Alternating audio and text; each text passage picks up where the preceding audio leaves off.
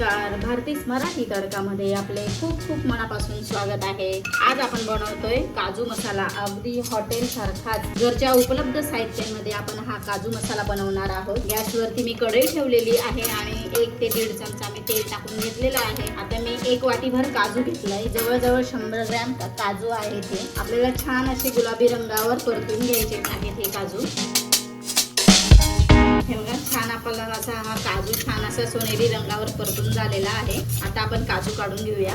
काजू मी पूर्ण काढून घेतलेले आहे। काजू मसाला बनवण्यासाठी आपल्याला एक छान असं वाटण बनवायचं आहे। अगदी साधं सोपं आहे। तेल आहे, त्याच तेलामध्ये मी एक कांदा टाकून देते। मध्यम आकाराचा कांदा आहे, मी तो असा लांब लांब कापून घेतलाय। थोडा मऊ करून घ्यायचा आहे आपल्याला हा कांदा। कांदा आपला छान असा मऊ झालेला आहे। आता आपण एक मध्यम आकाराचा टोमॅटो होता तो देखील कापून घेतलाय आणि तो देखील आपण टाकून घेतलेला आहे। यात 1 इंच अद्रकचा तुकडा आणि जवळजवळ 10 ते 15 लसणाच्या पाकळ्या त्या देखील मी टाकून घेतलेल्या आहे। आणि खडे मसाले मी घेतलेले आहेत। एक दालचिनीचा तुकडा घेतलेला आहे आणि चक्री फूल 3 पाकळ्या घेतल्या आहेत आणि 1 चमचा जिरं घेतलंय, ते देखील आपल्याला टाकून घ्यायचं आहे।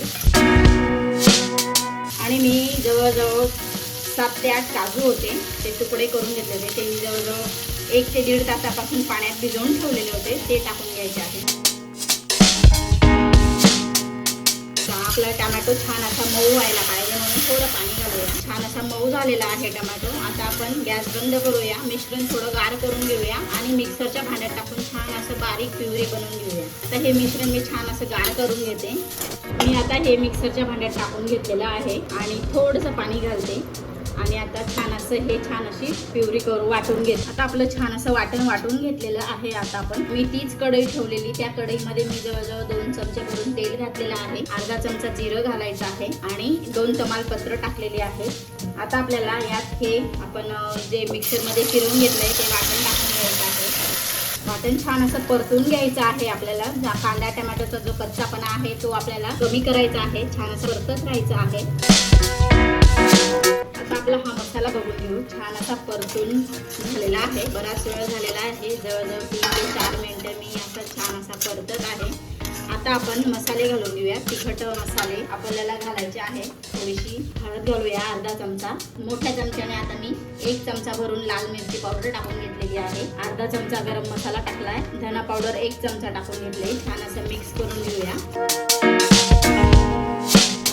छान असं मिक्स करून घेतलेले आहेत आपण मसाले। आता छान असं तेल सुटेपर्यंत आपल्याला हा मसाला परतत राहायचा आहे। थोडासा गॅस मी बारीक केलेला आहे।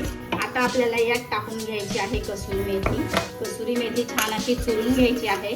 कसुरी मेथीचा छान असा फ्लेवर येतो मग भाजीला। आणि जर हॉटेल सारखी थोडीशी चव येण्यासाठी आपल्याला छान असं आपल्याला दही घालून घ्यायचं आहे। 2 चमचे भरून मी दही घालते आणि छान मिक्स करून घेते। आता थोडं गॅस मी कमी करते आणि मिक्स करून घ्यायचं आहे आपल्याला।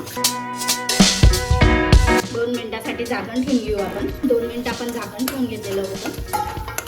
बघून घेऊया, छान असं तेल सुटलेलं आहे आणि सारखं हलवत राहायचं आहे। आपण काजूची पेस्ट टाकलेली आहे, त्यामुळे काजू खाली लागू शकतात। मसाला छान असा परतून झालेला आहे, तुम्ही बघू शकता। छान तेल देखील सुटायला लागलेलं आहे। आता आपल्याला मसाल्याला पाणी मी जवळजवळ 1 ग्लासभर पाणी टाकून घेतले। मिक्सरच्या भांड्याला जे मिश्रण लागलेलं होतं त्याच भांड्यात मी पाणी टाकून घेतलं आणि छान असं हलवून हे पाणी मी यात टाकून घेतलेलं आहे। एक उकळी आणून घेऊया। मिश्रण छान असं उकळायला लागलेलं आहे। आता आपल्याला ग्रेव्ही छान उकळायला लागलेली आहे। आता आपण मीठ टाकून घेऊया, चवीनुसार मीठ टाकून घ्यायचं आहे आणि हे काजू देखील आपल्याला टाकून घ्यायचे आहे। थोडेसे काजू मी काढून ठेवते, थोडंसं आपल्याला सर्विंग करण्यासाठी आपण छान असं प्लेटमध्ये।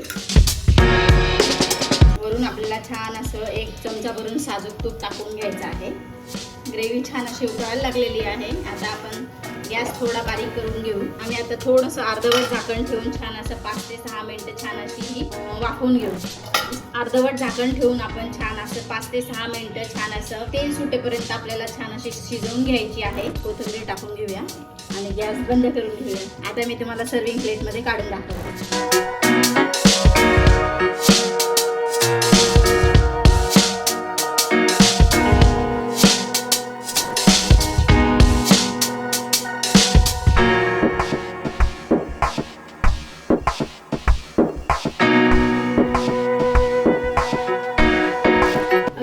घरच्या कमी साहित्यामध्ये आपण हा काजू मसाला बनवलेला आहे. तुम्ही ही रेसिपी एकदा नक्की बनवा. रेसिपी कशी वाटली कमेंट करून सांगायला विसरू नका. रेसिपी आवडली असेल तर लाईक करा, शेअर करा आणि सबस्क्राईब करायला विसरू नका. धन्यवाद.